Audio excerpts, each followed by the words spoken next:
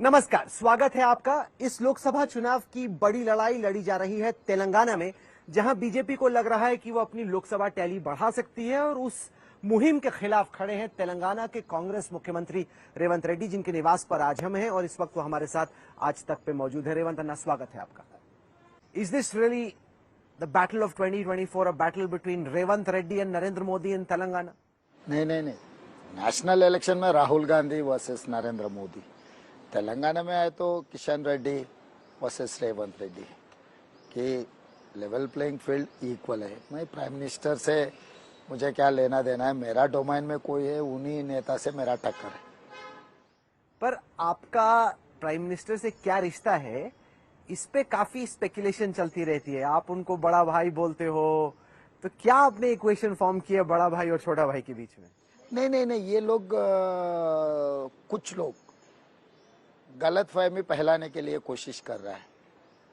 When Prime Minister was visiting Adilabad district in Telangana, official programme था वो, तो official programme में first time वो प्राइम मिनिस्टर पोजीशन पे इधर आया था। मैं मुख्यमंत्री के पोजीशन से वहां पर उनको रिसीव किए। वहां पर बात किया था, मैं union of India is union of states, तो जितने सारे हिंदुस्तान में मुख्यमंत्री थे सबके लिए prime minister is a big brother. तो मैं वो बात कहा था, you have to behave like an big brother, you have to support states, whereas Telangana prime minister 5 trillion economy के बारे में बहुत बार कह चुका है। तो 5 मेट्रोपॉलिटन सिटी में Hyderabad also one of the metropolitan city. I have requested prime minister that time metro rail, Musi river front development and ITI corridor, other investments to Telangana. तो वो समय पर मैं ये बात कहा कि आप 13 इयर्स मुख्यमंत्री थे, 10 साल प्रधानमंत्री थे, तो तेलंगाना अगर डेवलप हो गया, तेलंगाना इकोनॉमी इंक्रीज हो गए, तो आपके 5 ट्रिलियन इकोनॉमी को मदद मिलने वाले। इसीलिए आप जितने भी हमारे परमिशन पेंडिंग है वो तुरंत देने के लिए और बजट सैंक्शन के लिए मैं प्रधानमंत्री से रिक्वेस्ट किया था। मगर उसमें से कुछ लोग जानबूझकर आप बड़े भाई बोल के मैं कहा ना, वो कट एंड पेस्ट में ले जाके अभी देखो कांग्रेस मुख्यमंत्री प्रधानमंत्री को बड़े भाई कहा। इसमें क्या गलत है? एक मुख्यमंत्री एक प्रधानमंत्री को बड़े भाई कहा तो गलत क्या है उसमें? मैं असुद्दीन ओवैसी का भाषण सुन रहा था। वो कह रहे हैं कि मैं रेवंत रेड्डी को चैलेंज करता हूं कि वो बोले कि वो ABVP से नहीं है, संघ से नहीं है। उन सबको तो लग रहा है कि आप कांग्रेस छोड़ के इलेक्शंस के बाद बीजेपी ज्वाइन कर लोगे। राहुल, वो मेहनत करने का जरूरी नहीं है। मैं खुद जिस दिन कांग्रेस पार्टी में ज्वाइन होने के लिए राहुल जी से मिला था, आई हैव टोल्ड हिम, बस my background is Vidyarthi Parishad, my student activities में very actively participated in Vidyarthi Parishad activities. After that I went to business, after that I have got elected independent ZPTC, independent MLC, then I have joined in Naidu party, after that I have joined in Congress. So this is open book, किसी ने कुछ research करके कुछ बोलने का जरूरी नहीं। मुझे पूछे तो मैं बोलता हूँ ना। तो विद्यार्थी परिषद में रहा तो मैं जिस दिन कांग्रेस में ज्वाइन हुआ था उसी दिन बीजेपी में ज्वाइन होता था ना। वो चैलेंज करें कि आप बोलो कि आप RSS से आपका कोई कनेक्शन नहीं है। अरे वो मैं इसीलिए कह रहा हूँ, कासिम रिजवी से उनका क्या रिश्ता है, मैं बार बार थोड़ी पूछा हूँ उनको। वो MIM शुरुआत किया था कासिम रिजवी, वो यहाँ के जनता के खिलाफ जितना ये करना था वो किया था।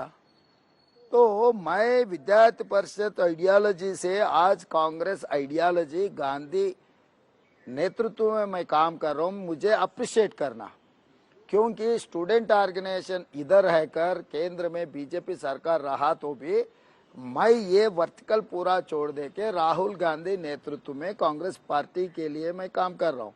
तो इस देश के लिए, इस जनता के लिए रक्षा है कांग्रेस पार्टी, गांधी परिवार। इसीलिए मैं विद्यार्थी परिषद के स्टूडेंट होकर भी मैं कांग्रेस परिवार के साथ काम कर रहा हूँ। तो मुझे आप लोग सब अप्रिशिएट करना, भाई सोशलिस्ट फैब्रिक में रेवंत रेड्डी जी अच्छा काम कर रहा है, ये कम्युनल फैब्रिक छोड़ दिया, ये लाइन लेकर मुझे अप्रिशिएट करना। मुझे क्यों दबाने के लिए, नहीं तो बार बार ऐसा कमरे में बंद करने के लिए क्यों कोशिश आपका चल कोई रहा है? प्लान नहीं, आप बोल रहे हैं कि एकदम अफवाह फैला रहे हैं आपके दोस्त। भाई अभी लोग जो बोल रहा है मैं खुश हो जाता रहता हूँ, क्योंकि हर आदमी उनका बेटर एंड बेटर रेवंत का नाम है। वो असद हो, KCR हो, बीजेपी हो, तो तेलंगाना में कोई भी राजनीति में सर्वाइवल होना है तो मेरा नाम लेना ही पड़ता।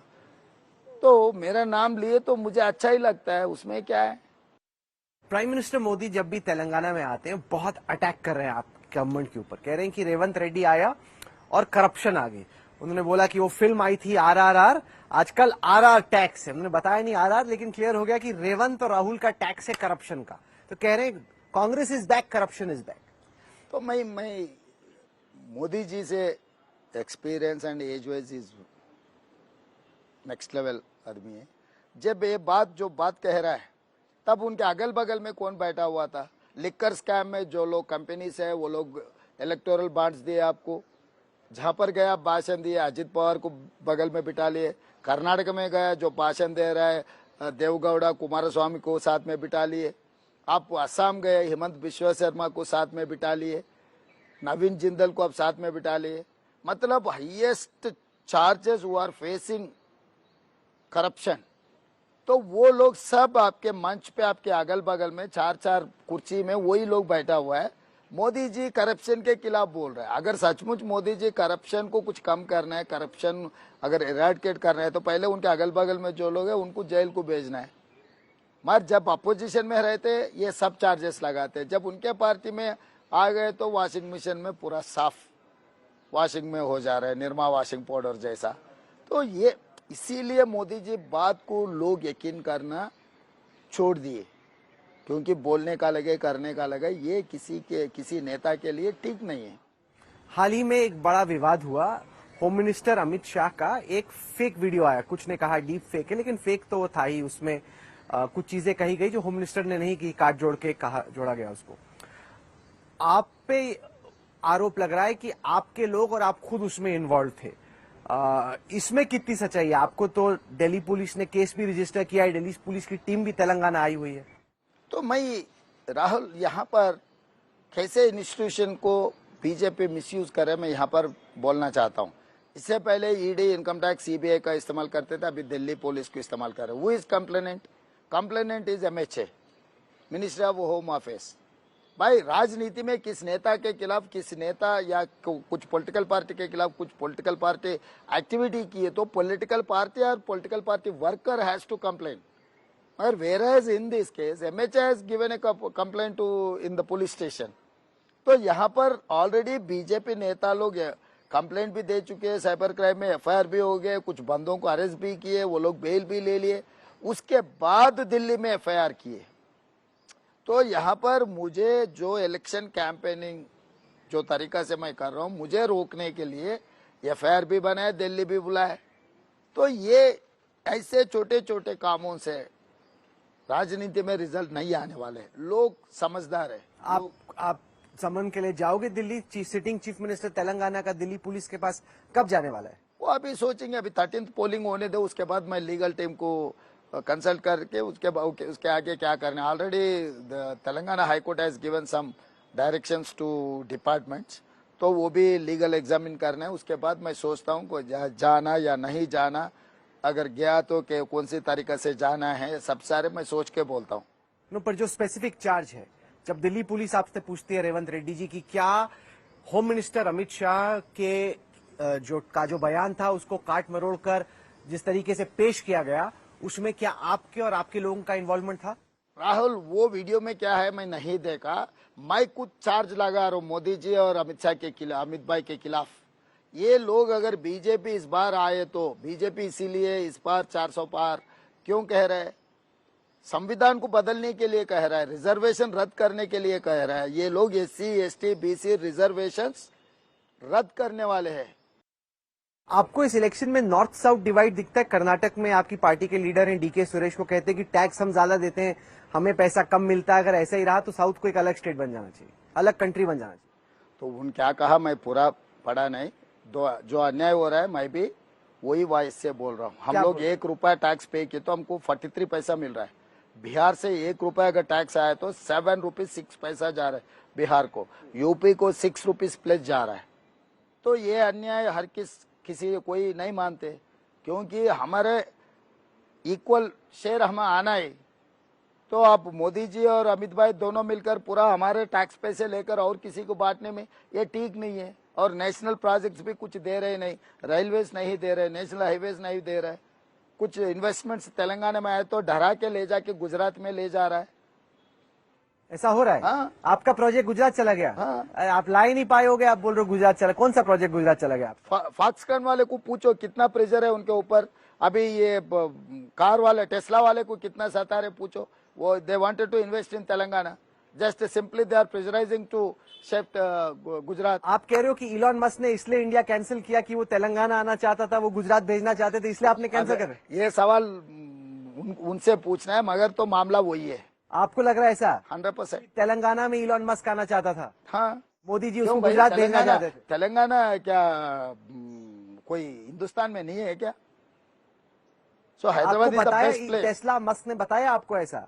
आप ऐसे ही थ्योरी दे रहे हो, कुछ एक गुब्बारा छोड़ राहुल, रहे थे। आप ऐसा बोले तो कैसा राहुल? आपको कैसे मालूम कि अरे, टेस्ला आना चाहता था? हमारा कनेक्शन हमें, हमारे कम्युनिकेशन हमें है ना, हमें पता है ना क्या किससे क्या कम्युनिकेट करना है, कब क्या बोलना है। तो हम भी जिम्मेदारी से, मुख्यमंत्री कुर्सी में बैठा हुआ है, हम ऐसे सरपंच कुर्सी में बैठकर भाषण नहीं दे रहा हूँ मैं। ये आपने इम्पोर्टेंट बात बोली। यस, इलॉन मस्क 100% तेलंगाना आना चाहता था। यस, बीजेपी गवर्नमेंट ने प्रेशर ऐसे डाला मैं गुजरात आपको जाने के। ये इंटरव्यू होने के बाद जितना इधर आने के बाद भी गुजरात को शिफ्ट करवा दिए, वो भी लिस्ट देता हूँ मैं, वो भी लिस्ट देता हूँ आपको। मोदी जी, अमित भाई ने समझ रहा है गुजरात ही हिंदुस्तान नहीं है और बाकी के प्रदेश भी है, तो बाकी प्रदेशों को भी जीने के लिए मौका देना है। मैं एक सवाल पूछना चाहता हूँ सीधा सीधा। Telugu speaking MPs are 42. They have given only one cabinet minister out of 42. Whereas Gujarat is having 26 MPs. They have given 7 ministers. Whereas in Uttar Pradesh they have given 12 ministers. Karnataka में एक ही 25 MPs बीजेपी के है, मगर एक ही cabinet minister दिए, बाकी के छोटे छोटे नौकरी दिए। क्यों नहीं दे रहा है? मतलब यहाँ पर कोई काबिल आदमी नहीं है भारतीय जनता पार्टी में। प्राइम मिनिस्टर आप लिए, होम मिनिस्टर आप लिए, डिफेंस मिनिस्टर आप लिए, फाइनेंस मिनिस्टर आप लिए, कॉमर्स मिनिस्टर आप लिए, अर्बन डेवलपमेंट मिनिस्टर आप लिए, सब सारे इंपॉर्टेंट पोर्टफोलियोज पूरा आप दोनों ही बांट ले रहे। क्यों साउथ को नहीं दे रहे? क्यों होम मिनिस्टर यहाँ से है? कौन है? सॉरी, जयशंकर जी यहाँ से है, फाइनेंस मिनिस्टर यहाँ से है। कौन finance minister? Nirmala Sitharaman. Nirmala Sitharaman, she is representing from Uttar Pradesh. Rahul, but she comes from this अरे पार्टी। बस, where you are representing that is more important. Prime minister कहाँ से रिप्रेजेंट कर रहा है? आप बोलो, प्राइम मिनिस्टर कहाँ से? वाराणसी। कहाँ है वो? उत्तर प्रदेश। फिर गुजरात वाले को उत्तर प्रदेश क्यों कह रहे? वो खुद गुजरात के है ना। नो, बट डॉक्टर सीसीएस के 4 में 2 are from south India. No Rahul, when you are quoting mister Narendra Modi ji is representing from Varanasi Uttar Pradesh, whereas Nirmala Sitharaman she is representing from Uttar Pradesh as a Rajya Sabha member. Doctor Jaishankar is also from the south.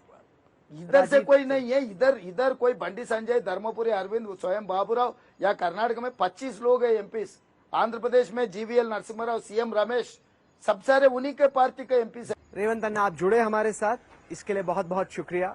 हमने आपकी पूरी journey देखी, जब आप challenge कर रहे थे, आप पद पर आसीन हुए, अब आप मुख्यमंत्री हैं। आपने हमारे लिए वक्त निकाला, बहुत बहुत शुक्रिया आपका।